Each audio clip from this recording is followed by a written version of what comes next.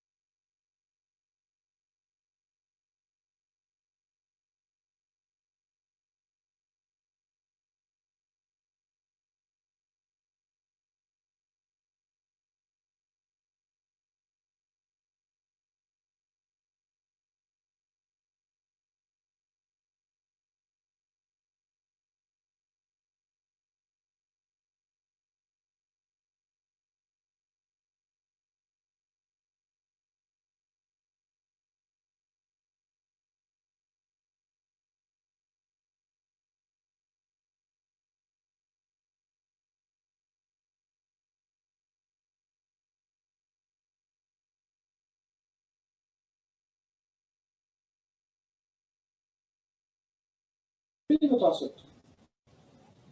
लेकिन एक बात बताएं, ब्लड कनेक्टिव टिश्यू है, बोन भी कनेक्टिव टिश्यू है, कार्टिलेज भी कनेक्टिव टिश्यू है। Why we term it connective tissue?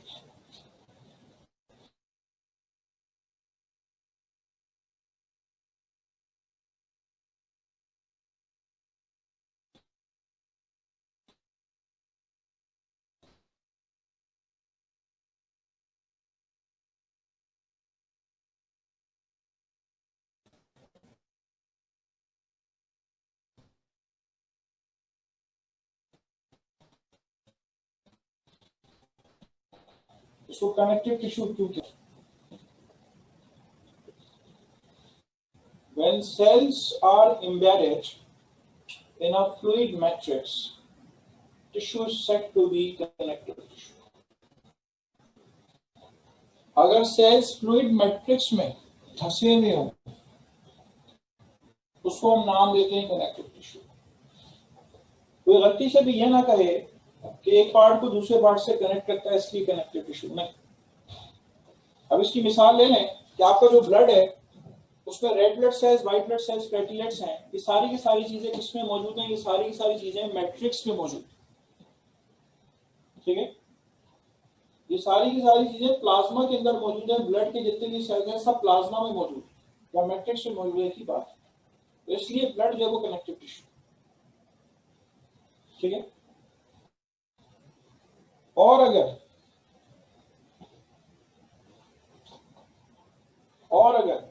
यहां पे हम बोन की बात करें तो यहाँ पे बोन के जो सेल्स हैं वो दरअसल आपके पास मैट्रिक्स में मौजूद है।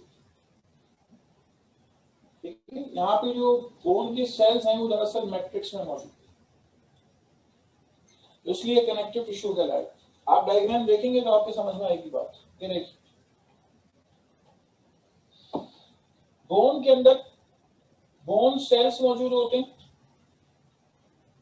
और बोनी मैट्रिक्स मौजूद होते हैं। बोन सेल्स कहलाते ऑस्टियोसाइट्स। ऑस्टियोसाइट जो है उनकी आपको टाइप्स मिलेंगी, ऑस्टियोब्लास्ट एंड ऑस्टियोक्लास्ट।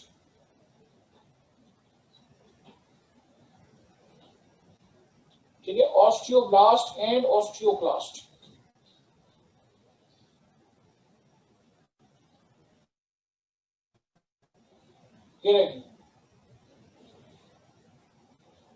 ये बोन सेल्स आपको नजर आ रहे हैं जो मैंने काले से बनाए हैं, तकरीबन 95 to 99% जो है वो ऑस्टियोब्लास्ट होते हैं, 1 से 5% आपके पास ऑस्टियोक्लास्ट होते हैं। ऑस्टियोब्लास्ट की तादाद बहुत ही कम होती है, ना होने के बराबर। ठीक है,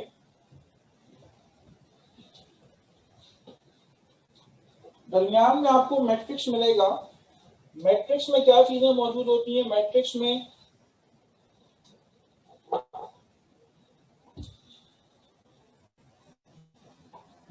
में आपके पास ऑर्गेनिक पार्ट मिलेगा आपको, और आपको मिलेगा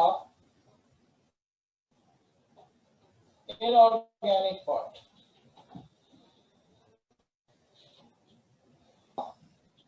वो मिलेगा आपको कोलेजन।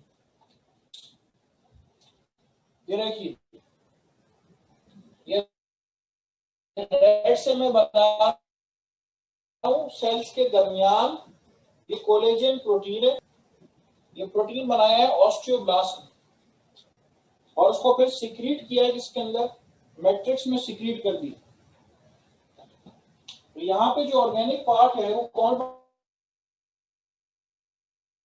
कोलेजन जो है वो बना रहा है।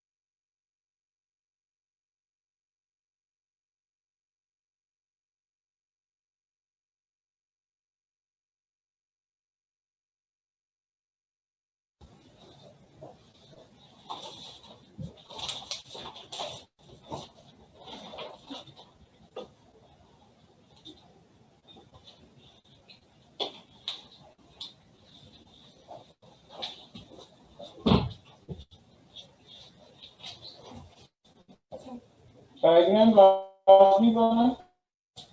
बोल। सर डीमिनरलाइजेशन ऑफ बोन्स की वजह से क्या बोन्स बोला था? और इंशाल्लाह 9 डिसऑर्डर्स आप पढ़ेंगे उसमें मैं आपको बताऊंगा बोन्स कैसे कमजोर होती हैं। आप इसका जिक्र दोबारा है। और सर इनऑर्गेनिक पार्ट जो आपने ब्लू से डॉट्स बनाए हैं वो है? हाँ, इनऑर्गेनिक पार्ट जो मैंने ब्लू से डॉट्स बनाए हुए वो है कैल्शियम फॉस्फेट, और ये जगह पूरी भरी भी होती है।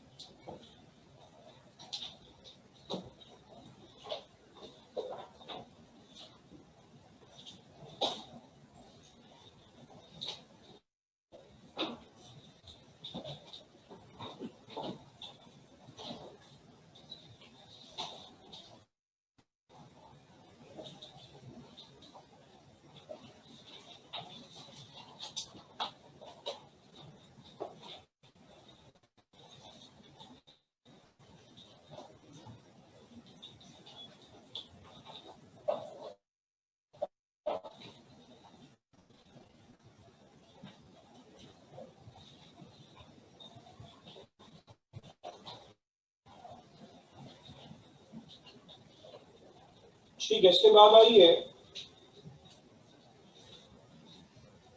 बोन की, आपको हिस्टोलॉजी बता दी, ये बोन की हिस्टोलॉजी। और उसके बाद आई है कार्टिलेज की हिस्टोलॉजी बताने जा रहा हूं।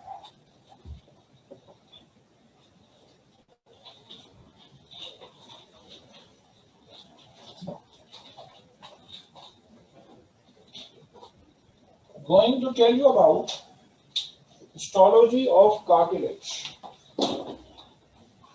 देखिए कार्टिलेज में आपको बेटा सेल्स मिलेंगे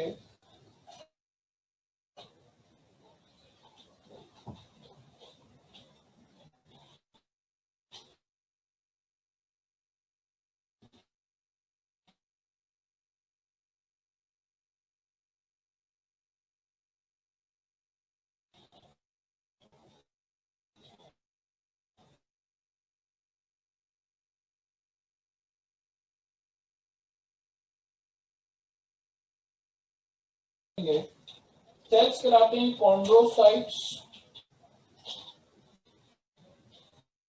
और यहाँ पे आपके पास सिर्फ और सिर्फ एक ही टाइप होती है। यहाँ पे आपके पास सिर्फ एक ही टाइप होती है, और होती है कॉन्ड्रोब्लास्ट। ठीक है, यहाँ पे आपके पास सिर्फ एक ही टाइप होती है, और वो टाइप क्या कहलाती है? वो कहलाती है कॉन्ड्रोब्लास्ट।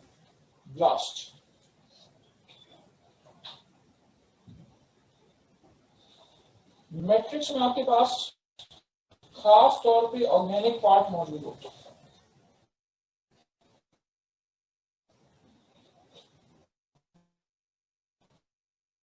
ठीक है, खास तौर पे ऑर्गेनिक पार्ट मौजूद है। ऑर्गेनिक पार्ट में आपको मिलेगा कोलेजन। ठीक है, कुछ कार्टिलेज में आपको मिलेगा हाइलुरोनिक एसिड। हमारे जिस्म में मुख्तलिफ जगहों पे कार्टिलेज मौजूद है। हमारी कान जो है वो कार्टिलेजनस है, हमारी नोज कार्टिलेजनस है, हमारे जिस्म में जितनी हड्डियां हैं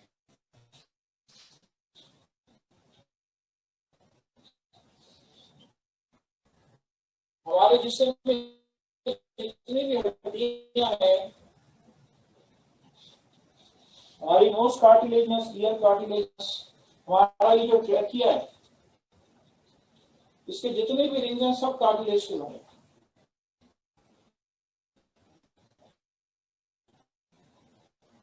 कार्टिलेजेस ऐसी हैं जिनमें तीनों आपको एक साथ मिले, कोलेजन, इलास्टिन और हाइलुरोनिक एसिड।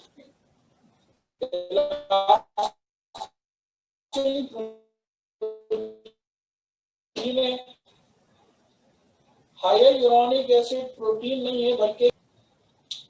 तो अब अगर मैं आपसे मैट्रिक्स के बारे में बात करूं तो आपको इसके मैट्रिक्स में क्या मिलेगा?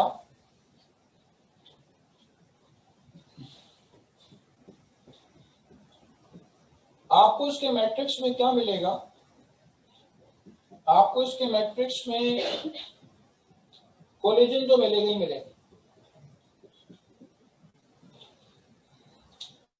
अब मे भी आपको उसके साथ इलास्टिन मिले, ठीक है, और मे भी आपको उसके साथ जो है वो हाइलुरोनिक एसिड मिले। रही बात इनऑर्गेनिक पार्ट की, तो वो ऑलमोस्ट नेग्लिजिबल होता है, ना होने के बराबर होता है, ठीक है। रही बात इनऑर्गेनिक पार्ट की, तो वो नेग्लिजिबल होता है, ना होने के बराबर होता है। जीरो हम इसलिए नहीं कह सकते क्योंकि इनऑर्गेनिक पार्ट नहीं पे जीरो मुनासिब नहीं है बात की जाए, लेकिन जिस तरह यहाँ पे कैल्शियम फॉस्फेट भरा हुआ होता है, इस तरह वहां पे नहीं भरा हुआ होता, ठीक है। ना होने के बराबर होता है, नेग्लिजिबल यानी ना होने के बराबर। और वहां पे ऑस्टियोक्लास्ट है, यहाँ पे कोई कॉन्ड्रोक्लास्ट नहीं होता, ठीक है। यहाँ पे कोई भी कॉन्ड्रोक्लास्ट नहीं होता, क्योंकि कॉन्ड्रोक्लास्ट जो है वो ऑस्टियोक्लास्ट जो है वो डीमिनरलाइजेशन करता है। यहाँ पे तो मिनरल्स ही ऑलमोस्ट ना होने के बराबर है। आपने अपने कॉलेजेस में फ्रॉग की हड्डियां देखी? कुछ लोगों ने देखी होंगी, और अगर गौर से देखी है तो शायद देखा होगा हड्डी में सुराख होती है।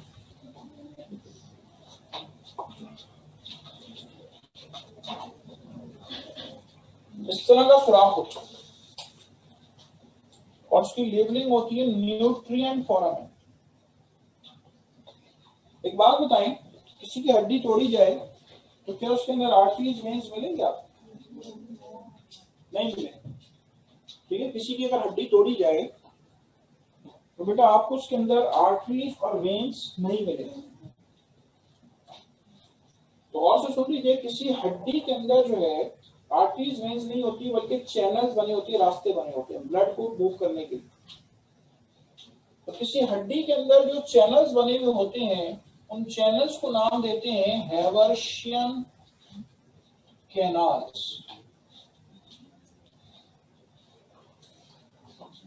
उन चैनल्स को, उन रास्तों को कहते हैं हम हैवर्शियन कैनाल्स। कार्टिलेज के अंदर आपको हैवर्शियन कैनाल्स नहीं मिलेंगे, ठीक है। किसी कार्टिलेज में बेटा आपको ये हैवर्शियन कैनाल्स किसी कार्टिलेज में आपको नहीं मिलेंगे।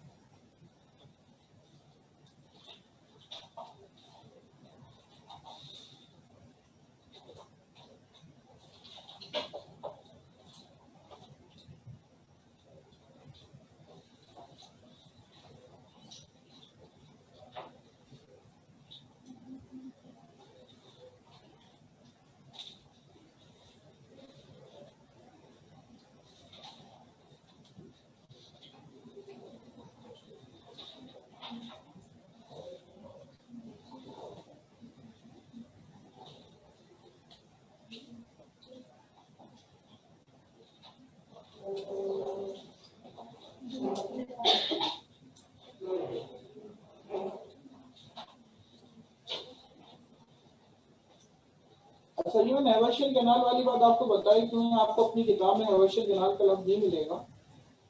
मैंने आपको बेटा ये बात बताई इसलिए है कि आर्टरी किसी हड्डी को प्रॉपर ब्लड सप्लाई मिलती, ठीक है। किसी भी हड्डी को प्रॉपर ब्लड सप्लाई मिलती है, ब्लड सप्लाई दी जाती है, लेकिन किसी कार्टिलेज की प्रॉपर ब्लड सप्लाई नहीं है। उसको मिलता है ब्लड डिफ्यूजन के जरिए, उसको ऑक्सीजन मिलती है डिफ्यूजन के जरिए। जैसा कि किसी हड्डी के आगे ये कार्टिलेज मौजूद है, तो हड्डी को तो प्रॉपर ब्लड सप्लाई हो रहा है, तो अब ऑक्सीजन जो है वो डिफ्यूजन के जरिए कहां चली जाएगी? कार्टिलेज को मिल जाएगी। तो कभी कार्टिलेज को अगर काटेंगे तो हेवर्शियन कैनाल आपको बेटा नहीं मिलेगा। ये हेवर्शियन कैनाल सिर्फ और सिर्फ आपके पास किसी हड्डी में मौजूद होता है।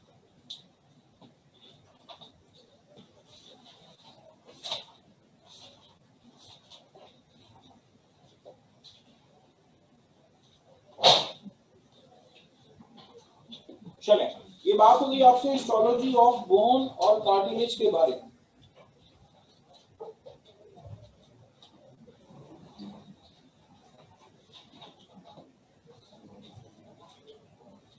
इसके बाद आपसे बात करनी है जॉइंट्स के बारे में। ठीक है, इसके वेरी नेक्स्ट बेटा आपसे बात करनी है जॉइंट्स के बारे में, बॉडी के जोड़ों के बारे में। ठीक है, जॉइंट्स के बारे में बेटा आपसे बात करनी। जॉइंट किसे कहते हैं? वो जगह जहां पे दो या दो से ज्यादा हड्डियां आपस में मिलती हैं, तो उसको क्या कहेंगे? उसको हम नाम देंगे जॉइंट। ठीक है, वो जगह जहां पे दो या दो से ज्यादा हड्डियां आपस में मिलती हैं, site where two or more bones unite together। वो जगह जहां पे दो या दो से ज्यादा हड्डियां आपस में मिलती हैं, उसको हम नाम देते हैं जॉइंट। जॉइंट को पढ़ने से पहले आपने जॉइंट का स्ट्रक्चर पर मुलाहिजा फरमाना है कि जॉइंट का स्ट्रक्चर कैसा होगा। ठीक है, जॉइंट का स्ट्रक्चर कैसा होता है, ये मुलाहिजा फरमाना।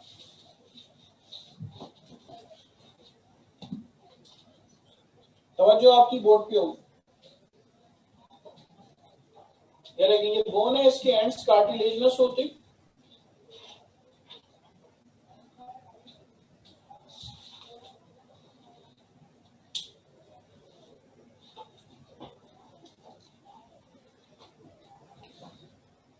इसके गिर्द बोन के जो एंड्स हैं, यहां पे आपको एक मेम्ब्रेन मिलेगी, कहलाती है साइनोवियल मेम्ब्रेन। साइनोवियल मेम्ब्रेन एक फ्लूइड सिक्रीट करती है, वो कहलाता है साइनोवियल फ्लूइड। जैसे साइनोवियल मेम्ब्रेन, और इसके अंदर आपको जो फ्लूइड मिलेगा वो कहलाता है साइनोवियल फ्लूइड। और यहाँ पे आपको क्या मिलेंगे? यहाँ पे आपको मिलेंगे लिगामेंट्स। जो हड्डियों को एक जगह पे रखते हैं, कुछ कनेक्टिव टिश्यूज होते हैं, उनको हम कहते हैं ligaments. This is ligament. Synovial fluid का क्या काम है?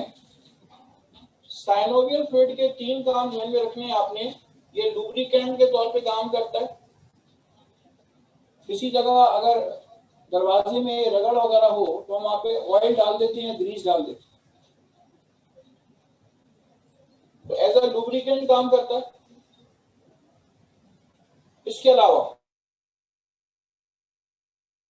बफर के तौर पे काम करता है, और इसके अलावा नरिशमेंट देता है। हड्डियों के जो एंड्स हैं, इसमें ग्लूकोज होता है, तो वो हड्डियों के जो एंड्स हैं उसको नरिशमेंट भी प्रोवाइड करते हैं। बफर का मतलब chemical substance which resist any change in pH with the addition of strong acid और बेस। यानी कि आपके ब्लड की पीएच अगर तब्दील हो रही है तो वो कोशिश करता है कि आपकी जॉइंट्स की पीएच जो है वो ये नॉर्मल रहे, विद इन द रेंज रहे। अदरवाइज क्या होगा कि जो हड्डियों के जो एंड्स हैं ये मुतासिर होते हैं। ठीक है, ये खराब होना शुरू हो जाता है। स्ट्रक्चर बना